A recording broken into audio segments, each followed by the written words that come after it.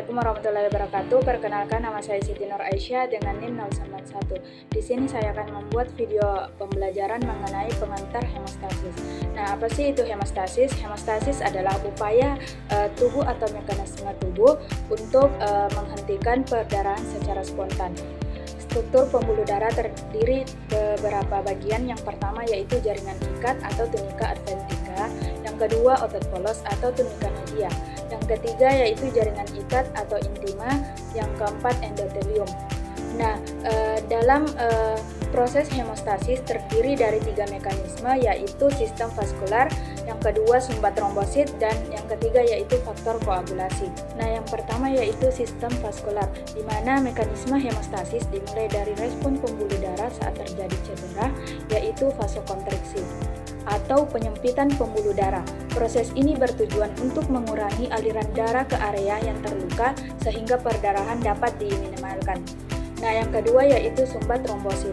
Setelah terjadi cedera, trombosit akan menempel pada area yang rusak melalui proses adesi, terutama dengan bantuan faktor von Willebrand.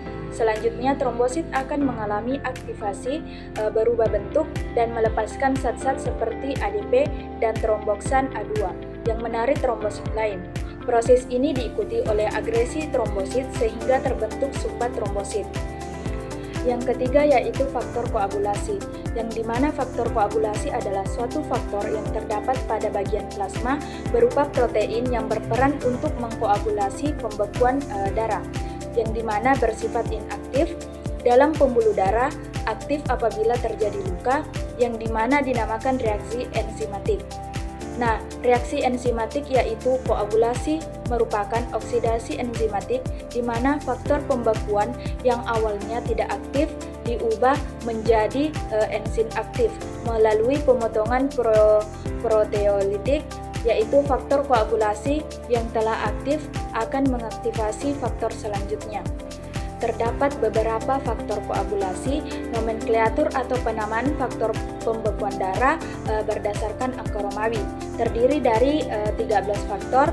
Faktor yang pertama fibrinogen, faktor yang kedua protrombin, faktor yang ketiga tissue faktor, faktor yang keempat ion kalsium, faktor yang kelima proakselerin, faktor yang keenam tidak ada dulunya yaitu akselerin. Ini merupakan faktor aktif yang bersifat enzim sehingga dihapus ketika seharusnya bersifat substrat.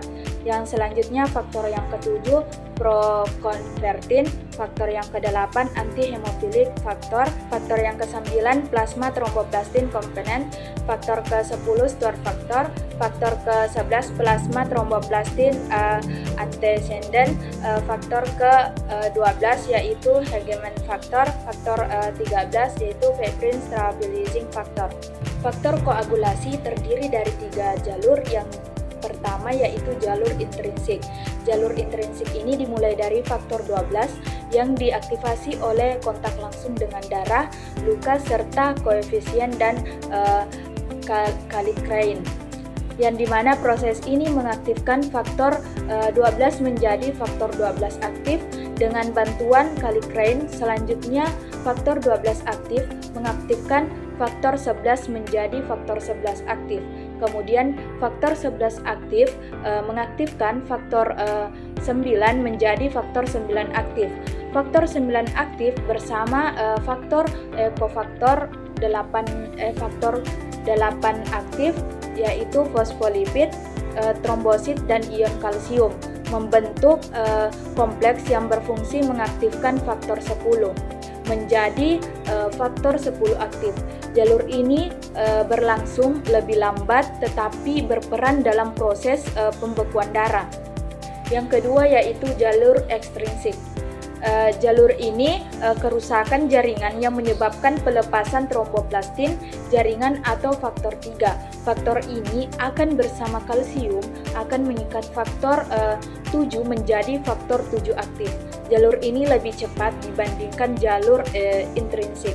Kedua jalur tersebut kemudian bertemu pada jalur bersama, yaitu aktivasi faktor 10 menjadi faktor 10 aktif.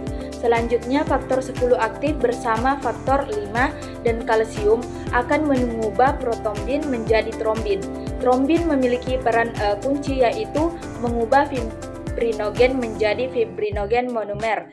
Fibrin monomer ini kemudian akan berikatan satu sama lain membentuk fibrin polimer soluble, yaitu fibrin yang masih tidak stabil dan mudah larut.